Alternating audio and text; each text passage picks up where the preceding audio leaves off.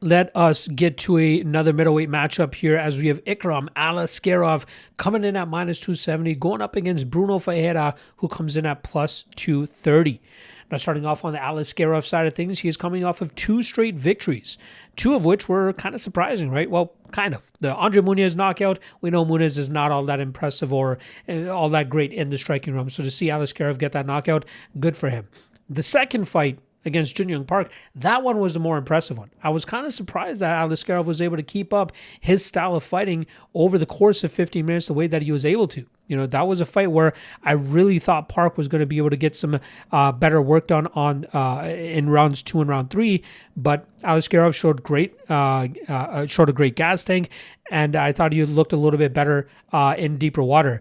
Park landed some good damage on the feet, but Aliskerov was successful in landing bombs of his own in response, as well as mixing in some takedowns and actually controlling Park on the ground, where I thought Park would be able to quickly work back to his feet in those spots.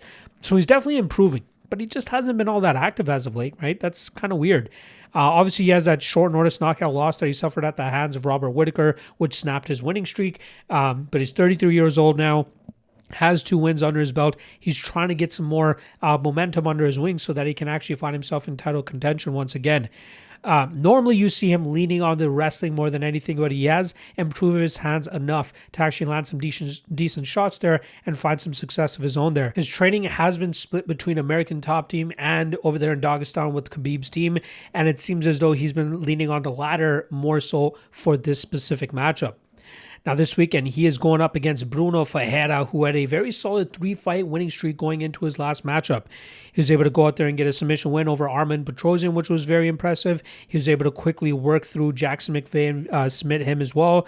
And then he won his first ever fight that went to the scorecards, where he was able to outbox and outstrike Marvin Vettori over the course of 15 minutes.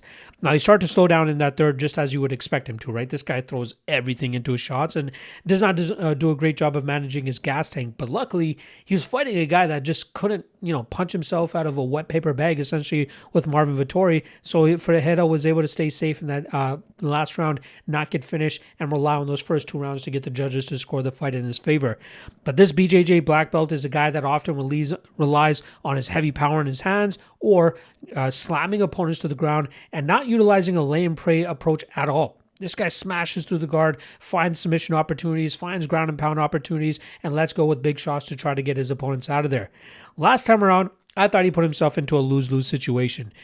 He was rematching Gregory Rodriguez, who he had knocked out already in his UFC debut, and I don't know if he wanted to prove something to himself again or whatever it was, but he ends up getting knocked out by Gregory Rodriguez, halting that 3-fight winning streak that he was on. He's always going to be dangerous, right? He's quick, he's explosive. He obviously leaves openings for better technical strikers to take advantage of him.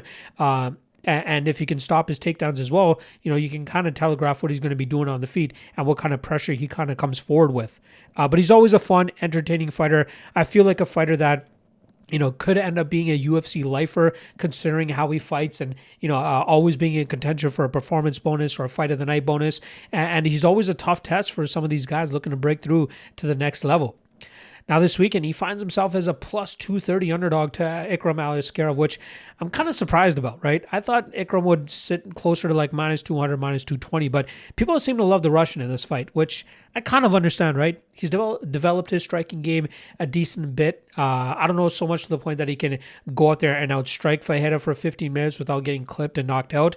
And then in the grappling game, sure, he's the better wrestler, but like, how much do you really want to mix it up on the ground with Ferreira, who's a BJJ black belt, albeit a very aggressive BJJ black belt? So a guy that's going to be throwing up submissions and looking for ways to get to a dominant position or finding a submission opportunity of his own. So I don't know how many safe spots that Aliskerov can find himself in a fight like this against a dangerous fighter like Bruno Ferreira. And as I've started to think more and more about this fight, like when I did the written breakdown for this on the Lock of the Night Patreon page, I put Aliskerov at a 5 out of 10 confidence. I wasn't going to take his chalk. I wasn't going to take the inside the distance props or anything like that. I would consider unders if we got a decent number there. And I put him at 70% minus 233. But like, the more that I'm thinking about it, the more that I'm like, maybe Ferreira has a shot to like clip Aliskerov with something. We've seen him get knocked out by a guy in Robert Whittaker who's not a big knockout puncher, right? We know Ferreira could put down a horse if he lands correctly enough.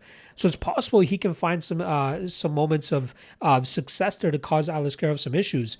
So my prediction is still going to remain with Aliskerov. I just think he's a more well-rounded fighter here, and I think his improvements will help him stay safe in some spots.